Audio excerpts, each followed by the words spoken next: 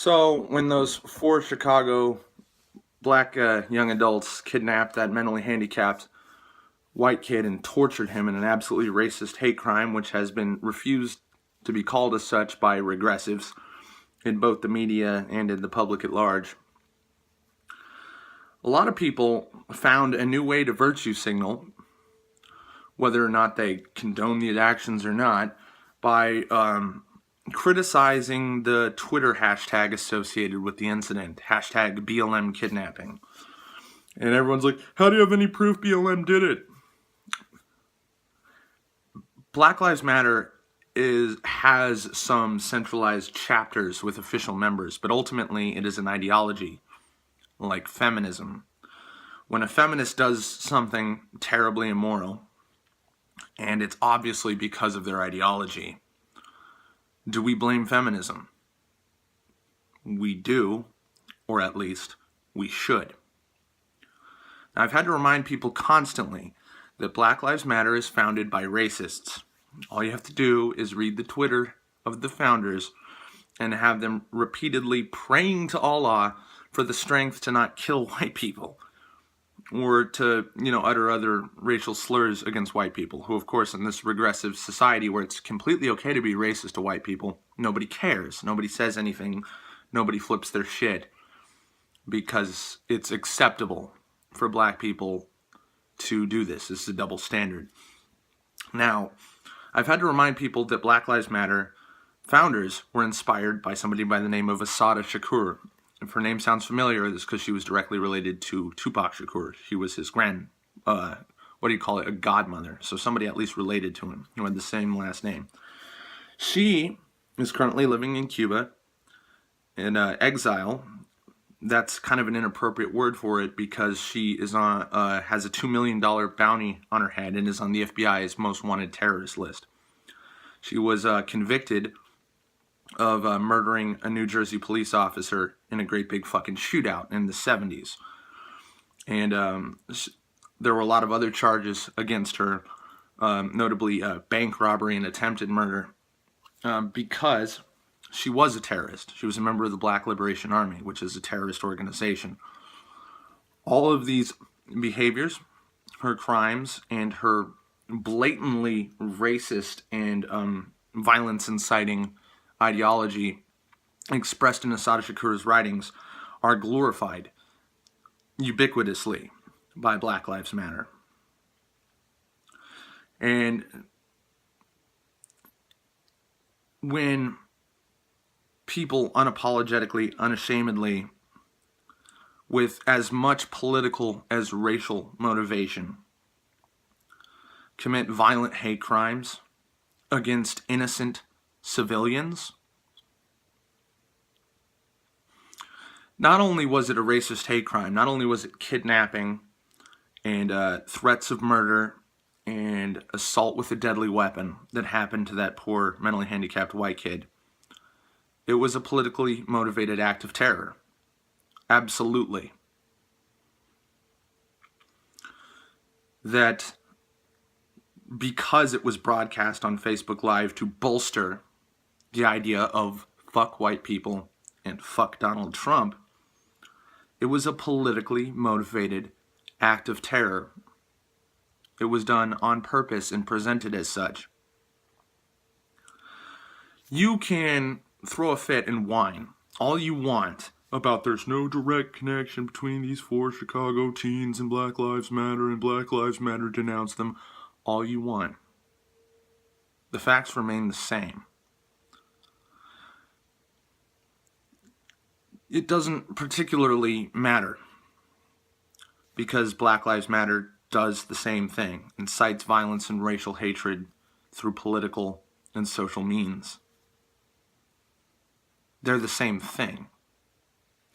So, though you could take any given half a dozen feminists and expect them to have half a dozen different particular flavors of ideology, just like if you took half a dozen Christians, they would be probably half a dozen different denominations of Christian.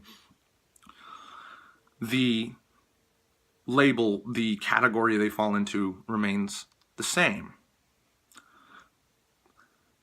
political, racist terrorism. So people can call, whenever somebody says that Black Lives Matter is a racist, terrorist hate movement, it can call that hyperbolic, and they would actually be wrong. And you could call what these kids did just kids being kids, or it wasn't politically motivated, or it wasn't racially motivated, and you would be wrong.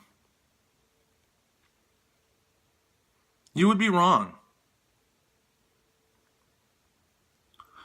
Because not only were these teens doing this to this kid, so these 4 black 18-year-olds, all adults, I should say, these adults who did this to this innocent white person who was also an adult, you could call it isolated, or you could call it just what it was. But don't forget that they broadcasted it and glorified it. This is what happens to these people. They basically were promoting this behavior.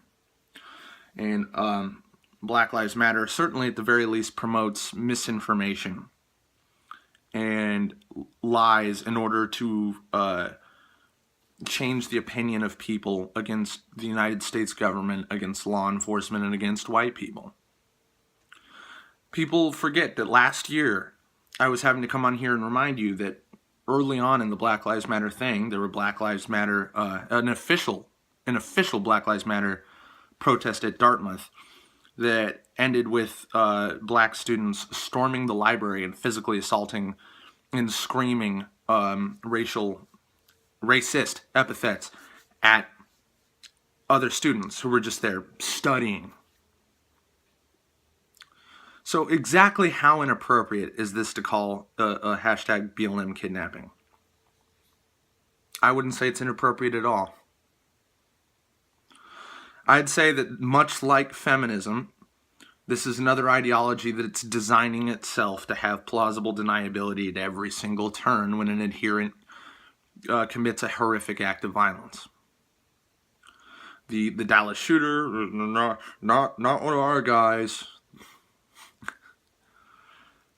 And don't forget that a fair amount of the founders of BLM, as well as Assata Shakur, are Muslims.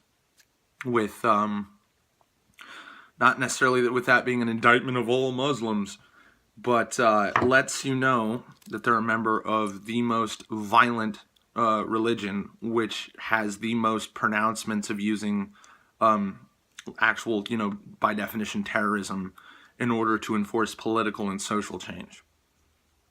That it promotes enforcing of ideology through violence. So none of this should be of any surprise to anybody. And so you can, do your virtue signaling middle ground bullshit of, BLM wasn't involved, blah, blah, blah, BLM didn't do nothing. It doesn't matter. Because what BLM is toxic at its core by itself. And what these kids did is toxic by itself as its core. You can claim that certain indictments and accusations are unfounded against these groups. But if you think these groups are morally defensible, that any of these actions or these rhetorics or the inspiration for these groups, people like Assata Shakur who are murderers and terrorists, do you think that these people are defensible? If you do, you're wrong. This is the definition of virtue signaling. With blatant disregard for the consequences of what's going on, because maybe a certain shoe doesn't fit, that you're going to throw a fit and yell, "Stop the presses, stop all criticism," because maybe somebody went a little bit too far, and I would argue they didn't, in condemning these groups. No, there's almost nothing, and I do mean nothing, defensible about Black Lives Matter. Yeah, police brutality is bad, but they lie about who it happens to and how it happens. They spread constant misinformation. They enforce collectivist ideology that all the cops are bad and all the black people are good boys who didn't do nothing, neither of which of those things are true. And just because a pretty decent amount. Probably most black people are good boys who didn't do nothing, and just because most cops don't do police brutality doesn't mean we don't talk about when they aren't good boys. You understand? And when the core of a group, the entire ideology, the entire politics of it is evil and racist and immoral, how the fuck can you constantly defend the group based on only their propaganda, which is just unwound and fucking destroyed at every fucking turn whenever we have to talk about what they say?